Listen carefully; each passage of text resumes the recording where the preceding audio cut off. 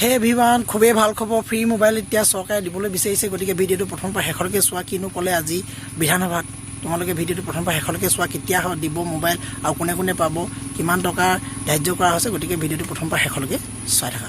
এই সময়ছোৱাত বিভিন্ন অনলাইন পদ্ধতিৰে ছাত্ৰ ছাত্ৰীসকলক পাঠদান কৰা হৈছে, কিন্তু ডিজিটেল ব্যৱস্থা সুলভ নোহোৱাৰ বাবে বহু সংখ্যক ছাত্ৰ ছাত্ৰীয়ে অনলাইন শিক্ষাৰ সুবিধা ল'ব পৰা নাই।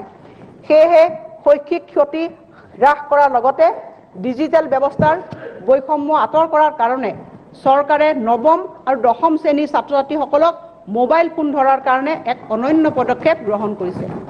এই পদক্ষেপে বিশেষভাৱে অনগ্ৰসৰ শ্ৰেণীৰ ছাত্ৰ ছাত্ৰীসকলক শৈক্ষিক ক্ষতি হ্ৰাস কৰাত সহায়ক হ'ব। এই ব্যৱস্থাই শিক্ষাৰ ধাৰাবাহিকতা অক্ষুণ্ণ ৰখাৰ ক্ষেত্ৰত এক ইতিবাচক ভূমিকা গ্ৰহণ কৰিব আৰু লগতে যিসকল ছাত্ৰ ছাত্ৰীয়ে আধাতে বিদ্যালয় এৰিছে সেই সকলকো বিদ্যালয় এৰা ছাত্ৰ ছাত্ৰীৰ সংখ্যা হ্ৰাস কৰাত সহায় কৰিব। এই আঁচনিখনে প্ৰায় 8 লাখ ছাত্ৰ ছাত্ৰীক উপকৃত কৰিব আৰু এই আঁচনিখনৰ বাবেও এইখন বাজেটত মই উপযুক্ত ধন ধাৰ্য কৰিছোঁ।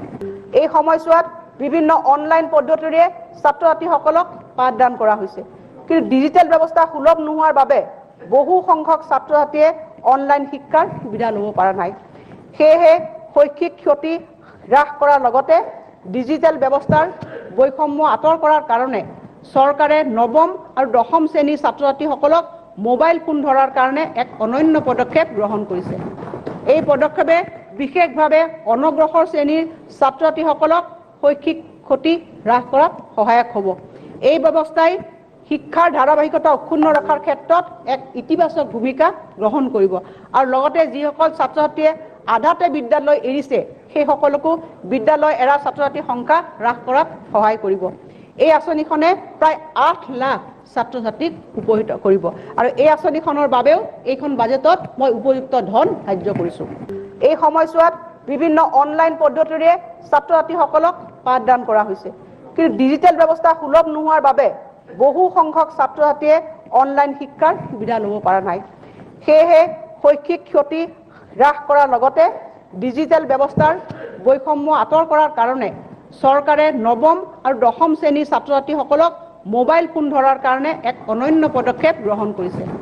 এই পদক্ষেপে বিশেষভাৱে অনগ্ৰসৰ শ্ৰেণীৰ ছাত্ৰ ছাত্ৰীসকলক শৈক্ষিক ক্ষতি হ্ৰাস কৰাত সহায়ক হ'ব।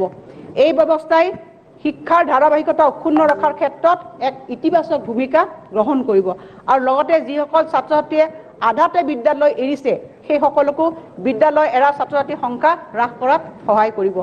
এই আঁচনিখনে প্ৰায় 8 লাখ ছাত্ৰ ছাত্ৰীক উপকৃত কৰিব আৰু এই আঁচনিখনৰ বাবেও এইখন বাজেটত মই উপযুক্ত ধন ধাৰ্য কৰিছোঁ। এই সময়ছোৱাত বিভিন্ন অনলাইন পদ্ধতিৰে ছাত্ৰ ছাত্ৰীসকলক পাঠদান কৰা হৈছে, কিন্তু ডিজিটেল ব্যৱস্থা সুলভ নোহোৱাৰ বাবে বহু সংখ্যক ছাত্ৰ ছাত্ৰীয়ে অনলাইন শিক্ষাৰ সুবিধা ল'ব পৰা নাই। সেয়েহে শৈক্ষিক ক্ষতি হ্ৰাস কৰাৰ লগতে ডিজিটেল ব্যৱস্থাৰ বৈষম্য আঁতৰ কৰাৰ কাৰণে চৰকাৰে নৱম আৰু দশম শ্ৰেণীৰ ছাত্ৰ ছাত্ৰীসকলক মোবাইল ফোন ধৰাৰ কাৰণে এক অনন্য পদক্ষেপ গ্ৰহণ কৰিছে। এই পদক্ষেপে বিশেষভাৱে অনগ্ৰসৰ শ্ৰেণীৰ ছাত্ৰ ছাত্ৰীসকলক শৈক্ষিক ক্ষতি হ্ৰাস কৰাত সহায়ক হ'ব। এই ব্যৱস্থাই শিক্ষাৰ ধাৰাবাহিকতা অক্ষুণ্ণ ৰখাৰ ক্ষেত্ৰত এক ইতিবাচক ভূমিকা গ্ৰহণ কৰিব আৰু লগতে যিসকল ছাত্ৰ ছাত্ৰীয়ে আধাতে বিদ্যালয় এৰিছে সেই সকলকো বিদ্যালয় এৰা ছাত্ৰ ছাত্ৰীৰ সংখ্যা হ্ৰাস কৰাত সহায় কৰিব। এই আঁচনিখনে প্ৰায় 8 লাখ ছাত্ৰ ছাত্ৰীক উপকৃত কৰিব আৰু